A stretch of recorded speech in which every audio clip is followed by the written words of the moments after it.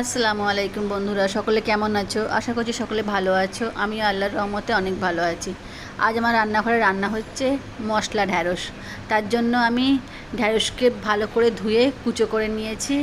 এবার কড়াতে তেল দিয়ে ঢ্যাঁড়সগুলো দিয়ে ভালো করে ভেজে নিচ্ছি। ভালো করে ভেজে আমি ঢ্যাঁড়সগুলো তুলে নেব।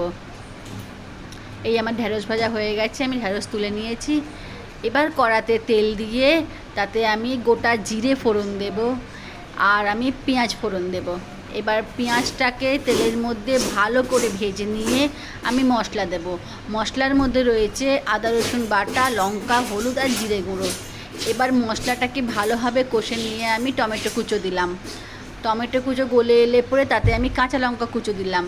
এবার মশলাটাকে ভালো করে ভেজে নিয়ে তেল ছাড়া অবধি ভালো করে ভেজে নিয়ে আমি ওই ভাজা ঢ্যাঁড়সগুলো দিয়ে দিলাম। ঢ্যাঁড়সগুলোকে মশলার সাথে ভালো করে মেখে নিয়ে ধনেপাতা কুচো ছড়িয়ে আমি আমার রান্না কমপ্লিট করলাম। এই আমার মশলা ঢ্যাঁড়স রেডি হয়ে গেছে। তোমরা বাড়িতে বানিয়ে দেখো, খেতে ভালো লাগবে, খেতে ভালো হয়েছিল। সকলে ভালো থেকো, সুস্থ থেকো, আমার ভিডিও দেখতে থেকো, আমার চ্যানেল সাবস্ক্রাইব করো, আমার পাশে থেকো। আল্লাহ হাফিজ।